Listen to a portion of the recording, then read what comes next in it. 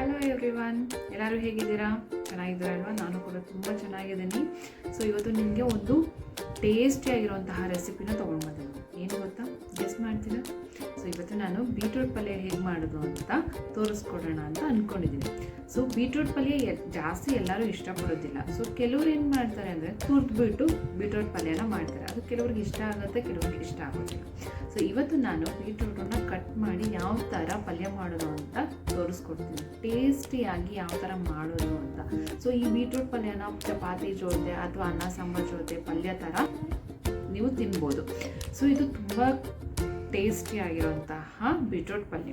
So ಇದಕ್ಕೆ ಏನೇನು ಬೇಕು, ಯಾವ ಥರ ಇಂಗ್ರೀಡಿಯೆಂಟ್ಸ್ನ ರೆಡಿ ಮಾಡ್ಕೊಳ್ಬೇಕು, ಯಾವ ಥರ ಮಾಡಬೇಕು ಅನ್ನೋದನ್ನು ನಾನು ನಿಮಗೆ ಇವತ್ತಿನ ವಿಡಿಯೋದಲ್ಲಿ ತೋರಿಸ್ಕೊಡ್ತೀನಿ. ಸೊ ಎಲ್ಲೂ ಕೂಡ ವಿಡಿಯೋನ ಸ್ಕಿಪ್ ಮಾಡಬೇಡಿ, ದಯವಿಟ್ಟು ಸ್ಕಿಪ್ ಮಾಡದೆ ವಿಡಿಯೋನ ಚೆನ್ನಾಗಿ ನೋಡಿ. ಸೊ ಈ ವಿಡಿಯೋದಲ್ಲಿ ಯಾವ ಥರ ಮಾಡಬೇಕು ಅಂತ ನಾನು ತೋರಿಸ್ಕೊಡ್ತೀನಿ. ಕೊನೆಯಲ್ಲಿ ಲೈಕ್ ಮಾಡಿ, ಕಮೆಂಟ್ ಮಾಡಿ, ಶೇರ್ ಮಾಡಿ, ಸಬ್ಸ್ಕ್ರೈಬ್ ಮಾಡೋದು ಮರಿಬೇಡಿ. Thank you. ಇಲ್ಲಿ ನಾನು 2 ಟೊಮೆಟೊ ತೊಗೊಂಡಿದ್ದೀನಿ. 2 ಟೊಮೆಟೊನ ನೀಟಾಗಿ ಕಟ್ ಮಾಡಿಕೊಂಡು ಇಟ್ಕೊಂಡಿದ್ದೀನಿ. 2 ಈರುಳ್ಳಿ, ಅದನ್ನು ನೀಟಾಗಿ ಕಟ್ ಮಾಡಿಕೊಂಡು ಇಟ್ಕೊಂಡಿದ್ದೀನಿ. ಸ್ವಲ್ಪ ಕರ್ಬೇವಿನ ಸೊಪ್ಪು, ಸ್ವಲ್ಪ ಕೊತ್ತಂಬರಿ ಸೊಪ್ಪು. ಅದಾದಮೇಲೆ ಅರ್ಧ ಗ್ಲಾಸ್ ಎಣ್ಣೆ ತೊಗೊಂಡು ಇಟ್ಕೊಂಡಿದ್ದೀನಿ. ಅದಾದಮೇಲೆ ಅರಿಶಿನ ಪುಡಿ, ಖಾರದ ಪುಡಿ, ಇದು ಧನಿಯಾ ಪುಡಿ. ಅದಾದಮೇಲೆ ಕಡಲೆಬೇಳೆ, ಉದ್ದಿನಬೇಳೆ, ಒಗ್ಗರಣೆಗೆ ಸಾಸಿವೆ. ಇಲ್ಲಿ ನಾನು 7 ಬೀಟ್ರೂಟ್ನ ಕಟ್ ಮಾಡಿಕೊಂಡು ಇಟ್ಕೊಂಡಿದ್ದೀನಿ. ಸೊ ಚಿಕ್ಕದಾಗಿರೋದ್ರಿಂದ ಅದು 7 ತೊಗೊಂಡಿದ್ದೀನಿ ನಾನು. ಸೊ ಇದು ಇಂಗ್ರೀಡಿಯೆಂಟ್ಸ್, ನಾನು ರೆಡಿ ಮಾಡ್ಕೊಂಡಿರೋಂತಹ ಇಂಗ್ರೀಡಿಯೆಂಟ್ಸ್. ಸೊ ಈಗ ನಾನು ಗ್ಯಾಸ್ನ ಅಂಟಿಸ್ತಾ ಇದ್ದೀನಿ. ಗ್ಯಾಸ್ ಹಚ್ಚಿದಾಗಿದೆ. ಸೊ ಈಗ ನಾನು ಬಾಣಲಿನ ಇಟ್ಟಿದ್ದೀನಿ. ಸೊ ಬಾಣಲಿ ಇಟ್ಟಿದ್ದಾದಮೇಲೆ ಅದು ನೀಟಾಗಿ ಕಾದಿದ್ದಾದಮೇಲೆ ಎಣ್ಣೆ ಹಾಕ್ತಾ ಇದ್ದೀನಿ. ಏನು ಎಣ್ಣೆ ತೊಗೊಂಡಿದ್ದೆ ಅಲ್ವಾ ನಾನು, ಆ ಎಣ್ಣೆನ ಹಾಕ್ತಾ ಇದ್ದೀನಿ. ಸೊ ಈಗ ಎಣ್ಣೆ ನೀಟಾಗಿ ಕಾದಿದ್ದಾದಮೇಲೆ ಸಾಸಿವೆ ಹಾಕ್ತಾ ಇದ್ದೀನಿ. ನಾನು ತೊಗೊಂಡಿದ್ದೆಲ್ಲ ಸಾಸಿವೆ, ಉದ್ದಿನಬೇಳೆ, ಕಡಲೆಬೇಳೆ ಎಲ್ಲನೂ ನೀಟಾಗಿ ಹಾಕ್ಕೊಳ್ತಾ ಇದ್ದೀನಿ. ಸೊ ಹಾಕ್ಕೊಂಡಿದ್ದಾದಮೇಲೆ ಅದನ್ನು ಸ್ವಲ್ಪ ಬಾಡಿಸ್ಕೊಳ್ಳೋಣ.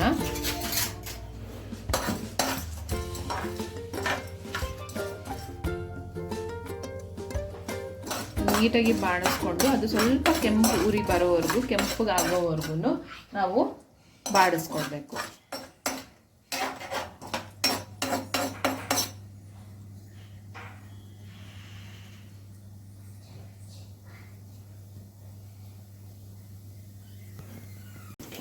ಇದು ಈಗ ಕಾದಿದೆ, ನೀಟಾಗಿ ಕೆಂಪಗೆ ಬಂದಿದೆ.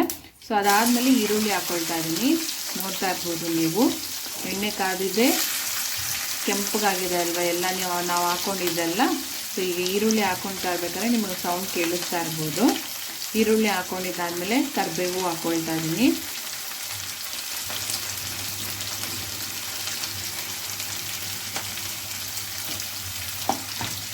ಕರಿಬೇವು ಹಾಕೊಂಡಿದ್ದಾದಮೇಲೆ ನೀಟಾಗಿ ಬಾಡಿಸ್ಕೊಳ್ತಾ ಇದ್ದೀನಿ. ಅದು ಪಿಟ ಅಂತ ಸೌಂಡ್ ಬರ್ತಾ ಇದೆ ಅಲ್ವಾ. ಸೊ ನೀಟಾಗಿ ಈರುಳ್ಳಿ ಸ್ವಲ್ಪ ಕೆಂಪಗಾಗೋವರೆಗೂ ನೀವು ಒಗ್ಗರಣೆಯಲ್ಲಿ ನೀಟಾಗಿ ಅದನ್ನು ಬಾಡಿಸ್ಕೊಳ್ಳಿ. ಈಗ ನಾನು ಟೊಮೆಟೊ ಏನು ಕಟ್ ಮಾಡ್ಕೊಂಡು ಇಟ್ಕೊಂಡಿದ್ದೆ ಅಲ್ವಾ, ಸೊ ಟೊಮೆಟೊನ ನಾನು ನೀಟಾಗಿ ಹಾಕ್ಕೊಳ್ತಾ ಇದ್ದೀನಿ.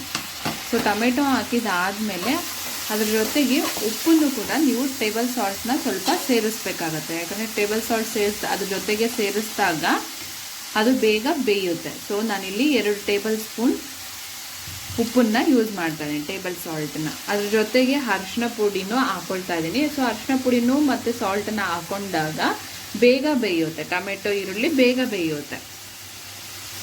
ಸೊ ಹಾಕಿದಾದಮೇಲೆ ಸ್ವಲ್ಪ ನೀಟಾಗಿ ಒಗ್ಗರಣೆಗೆ ಬಾಡಿಸ್ಕೊಳ್ಳಿ, ಚೆನ್ನಾಗಿ ನೀಟಾಗಿ ಬಾಡಿಸ್ಕೊಳ್ಳಿ. ಅದು ಸ್ವಲ್ಪ ಕೆಂಪಗಾಗೋವರೆಗೂ ಹಾಗೂ ಅದು ಬೇಯೋವರೆಗೂ, ಸ್ವಲ್ಪ ಬೇಯೋವರೆಗೂ ನೀಟಾಗಿ ಬಾಡಿಸ್ಕೊಳ್ಳಿ. ನೀಟಾಗಿ ತಿರುಗಿಕೊಳ್ಳಿ ಅದನ್ನು. ಸೊ ತಿರುವಿದಾದಮೇಲೆ ಅದನ್ನು ಮುಚ್ಚಿ ಒಂದು 5 ನಿಮಿಷ ಬೇಯೋದಕ್ಕೆ ಬಿಡಿ. ಲೋ ಫ್ಲೇಮಲ್ಲಿ ನೀಟಾಗಿ ಇಟ್ಬಿಟ್ಟು ಬೇಯೋದಕ್ಕೆ ಬಿಡಿ. ನೋಡಿ, ಇವಾಗ ನೋಡಿ ನೀಟಾಗಿ ಆಗಿದೆ ಅದು. ಸೊ ಅದಾದಮೇಲೆ ಬೀಟ್ರೂಟ್ ಏನು ಕಟ್ ಮಾಡ್ಕೊಂಡು ಇಟ್ಕೊಂಡಿದ್ದೀನಲ್ಲ, ಬೀಟ್ರೂಟ್ನೆಲ್ಲ ಪೂರ್ತಿ ಹಾಕ್ತಾಯಿದ್ದೀನಿ.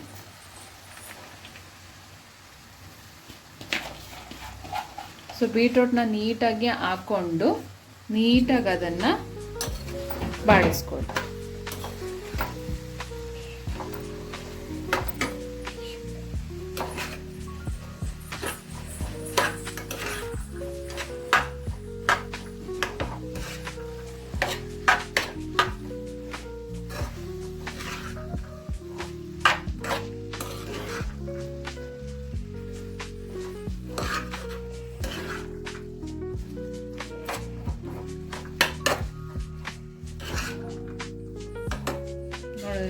ಈಗ ಬಾಡಿಸ್ಕೊಂಡಿದ್ದಾದ್ಮೇಲೆ ಸ್ವಲ್ಪ ಒಂಚೂರು ಸಾಲ್ಟನ್ನು ಮಿಕ್ಸ್ ಮಾಡ್ಕೊಳ್ಳಿ. ಸೊ ಸಾಲ್ಟನ್ನು ಹಾಕಿದಾಗ ಬೀಟ್ರೂಟ್ಗೂ ಸ್ವಲ್ಪ ಸಾಲ್ಟು ಹಿಡಿಯುತ್ತೆ. ಆವಾಗಲೇ ನಾವು ಒಂಚೂರು ಹಾಕಿದ್ದು 2 ಟೇಬಲ್ ಸ್ಪೂನ್ ಹಾಕಿದ್ವಿ ಅಲ್ವಾ. ಸೊ ಇವಾಗ ಒಂಚೂರು ಹಾಕೊಳ್ತಾ ಇದ್ದೀನಿ. ನಾನು ತಗೊಂಡಿರೋ ಸ್ಪೂನ್ ನೀವು ನೋಡಿರ್ಬೋದು, ಅದು ಚಿಕ್ಕದು. ಉಪ್ಪು ಹಾಕಿದಾದ್ಮೇಲೆ ನೀಟಾಗಿ ಬಾಡಿಸ್ಕೊಳ್ಳಿ. ಬಾಡಿಸ್ಕೊಂಡಿದ್ದಾದ್ಮೇಲೆ ಧನಿಯಾ ಪೌಡರ್ ಮತ್ತು ಖಾರ ಪುಡಿ ಎರಡನ್ನೂ ಮಿಕ್ಸ್ ಮಾಡಿಕೊಂಡು ಹಾಕೊಂಡಿದ್ದಾದ್ಮೇಲೆ ನೀಟಾಗಿ ಬಾಡಿಸ್ಕೊಳ್ಳಿ. ಅದನ್ನ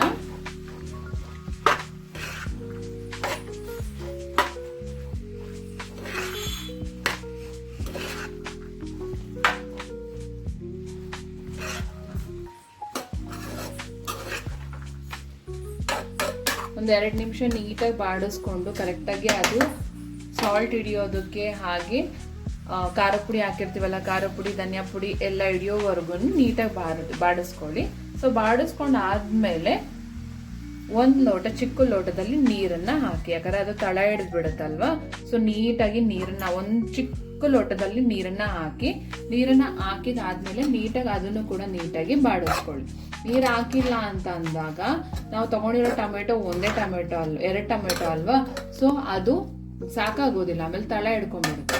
ಅದಕ್ಕಂತ ನೀಟಾಗಿ ಸ್ವಲ್ಪ ನೀರು ಹಾಕೊಂಡು ಬಾಡಿಸ್ಕೊಳ್ಳಿ. ಸೊ ಬಾಡಿಸ್ಕೊಂಡಿದ್ದಾದ್ಮೇಲೆ ನಾನು ಇವಾಗ ಲಿಡ್ಡನ್ನ ಕ್ಲೋಸ್ ಮಾಡ್ತಾ ಇದ್ದೀನಿ. ನೀವು ನೋಡ್ತಾ ಇರ್ಬೋದಲ್ವಾ. ಸೊ ಲಿಡ್ಡನ್ನ ಕ್ಲೋಸ್ ಮಾಡಿ ಒಂದು 5 to 6 ಮಿನಿಟ್ ಬಿಟ್ಟು ಮತ್ತೆ ಬಾಡಿಸ್ಕೊಳ್ಳಿ. ಅದನ್ನು ನೀಟಾಗಿ ತಿರುಗ್ಕೊಳ್ಳಿ.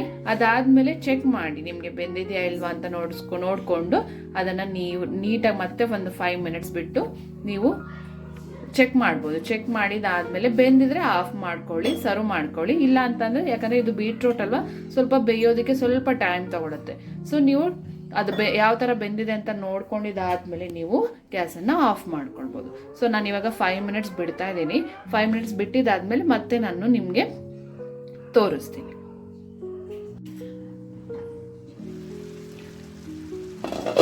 ನೋಡಿ ಫ್ರೆಂಡ್ಸ್, ನೀಟಾಗಿ ಅದು ಬೇಯ್ತಾ ಇದೆ. ಸೊ ಇನ್ನೊಂದು ಚೂರು ಬೇಯಬೇಕಾಗಿದೆ. ಸೊ ಅದನ್ನು ಒಂದು 2-3 ನಿಮಿಷ ಹಾಗೆ ಬಿಡಿ. ಲೋ ಫ್ಲೇಮಲ್ಲಿ ನೀಟಾಗಿ ಬೇಯಿಸ್ಕೊಳ್ಳಿ. 2 ನಿಮಿಷ ಅಥವಾ 3 ನಿಮಿಷ ನೀಟಾಗಿ ಅದನ್ನು ಹಾಗೆ ಬೇಯೋದಕ್ಕೆ ಬಿಡಿ. ಲಿಡ್ಡನ್ನು ಕ್ಲೋಸ್ ಮಾಡಿಬಿಟ್ಟು 2-3 ನಿಮಿಷ ಬಿಟ್ಬಿಡಿ. ನೋಡಿ ಫ್ರೆಂಡ್ಸ್, ಇವಾಗ ನೋಡ್ತಾ ಇದ್ದೀರಾ ಅಲ್ವಾ ನೀವು, ನೀಟಾಗಿ ಅದು ಬೆಂದಿದೆ. ಸೊ ಫೈನಲ್ ಟಚಪ್ಗಾಗಿ ನಾನು ಕೊತ್ತಂಬರಿ ಸೊಪ್ಪು ಏನು ತೊಗೊಂಡಿದ್ದೆ ಅಲ್ವಾ, ಅದನ್ನು ಹಾಕ್ತಾ ಇದ್ದೀನಿ. ಸೊ ಹಾಕಿದ್ದಾದಮೇಲೆ ನೀಟಾಗಿ ಫೈನಲ್ ಟಚಪ್ ಕೊಡಿ. ಸೊ ಅದನ್ನು ಕೊತ್ತಂಬರಿ ಸೊಪ್ಪು ಹಾಕಿದ್ದಾದಮೇಲೆ ಒಂದು ಸ್ವಲ್ಪ ಬಾಡಿಸ್ಕೊಳ್ಳಿ. ನೀಟಾಗಿ ಅದು ಮಿಕ್ಸ್ ಆಗಲಿ. ಕೊತ್ತಂಬರಿ ಸೊಪ್ಪು ಏನು ತೊಗೊಂಡಿದ್ದೀವಲ್ವ ಅದೆಲ್ಲ ನೀಟಾಗಿ ಮಿಕ್ಸ್ ಆಗಲಿ. ಸೊ ಮಿಕ್ಸ್ ಆಗಿದ್ದಾದಮೇಲೆ ಒಂದು 2-3 ಸೆಕೆಂಡ್ ಬಾಡಿಸ್ಕೊಳ್ಳಿ. ಸೊ 2-3 ಸೆಕೆಂಡ್ ಬಾಡಿಸ್ಕೊಂಡಾದ್ಮೇಲೆ ಲಿಡ್ ಕ್ಲೋಸ್ ಮಾಡಿ. ಸೊ ಈಗ ಇದು ರೆಡಿ ಇದೆ ಸರ್ವ್ ಮಾಡ್ಕೊಡೋದಕ್ಕೆ. ನೋಡಿ ಫ್ರೆಂಡ್ಸ್, ಎಷ್ಟು ನೀಟಾಗಿ ಆಗಿದೆ ಅಲ್ವಾ. ಸೊ ಬೀಟ್ರೂಟ್ ಯಾವಾಗಲೂ ನಾವು ಯೂಸ್ ಮಾಡಬೇಕು, ಯಾಕಂತಂದರೆ ಇದರಲ್ಲಿ ನಮಗೆ ರಿಚ್ ನ್ಯೂಟ್ರಿಯೆಂಟ್ಸ್ ಬರುತ್ತೆ. ಬೀಟ್ರೂಟ್ನ ನಾವು ಆವಾಗ ಯೂಸ್ ಮಾಡ್ತಾ ಇದ್ದಾಗ ನಮಗೆ ಬ್ಲಡ್ ಸರ್ಕ್ಯುಲೇಷನ್ಗೆ ಈಸಿ ಆಗುತ್ತೆ, ಹಾಗೆ ಬ್ಲಡ್ ಇಂಪ್ರೂವ್ ಆಗುತ್ತೆ, ಹಾಗೆ ರಿಚ್ ನ್ಯೂಟ್ರಿಯೆಂಟ್ಸ್ ಕೂಡ ನಮಗೆ ಬೀಟ್ರೂಟಿಂದ ಸಿಗುತ್ತೆ. ಫ್ರೆಂಡ್ಸ್, ನಾನು ಚಪಾತಿ ಜೊತೆ ಸರ್ವ್ ಮಾಡ್ಕೊಂಡಿದ್ದೀನಿ. ಬೆಳಗಿನ ಬ್ರೇಕ್ಫಾಸ್ಟ್ಗೆ ರೆಡಿ ಇದೆ ಬೀಟ್ರೂಟ್ ಪಲ್ಯ. ಸೊ ನೀವು ಕೂಡ ಮನೆಯಲ್ಲಿ ಇದೇ ಥರನೇ ಟ್ರೈ ಮಾಡ್ಬೋದು. ಸೊ ಟ್ರೈ ಮಾಡಿ ಒಂದ್ಸರಿ ಹೇಗೆ ಬಂತು ಅಂತ ನನ್ನ ಕಮೆಂಟ್ ಮೂಲಕ ತಿಳಿಸಿ. ಸೊ ಬ್ರೇಕ್ಫಾಸ್ಟ್ ರೆಡಿ ಇದೆ. ನಾನು ಇವಾಗ ಬ್ರೇಕ್ಫಾಸ್ಟ್ ಮಾಡ್ಕೊಂಡು ಬರ್ತೀನಿ. ನೀವು ಕೂಡ ಒಂದ್ಸರಿ ಬ್ರೇಕ್ಫಾಸ್ಟ್ಗೆ ಇದನ್ನು ಟ್ರೈ ಮಾಡಿ ನೋಡಿ ನಿಮ್ಮ ಮನೆಯಲ್ಲಿ. Thank you for watching. ಇಷ್ಟ ಇದ್ದರೆ ಲೈಕ್ ಮಾಡಿ, ಕಮೆಂಟ್ ಮಾಡಿ, ಸಬ್ಸ್ಕ್ರೈಬ್ ಮಾಡೋದನ್ನು ಮಾತ್ರ ಮರಿಬೇಡಿ. Thank you. ಧನ್ಯವಾದಗಳು.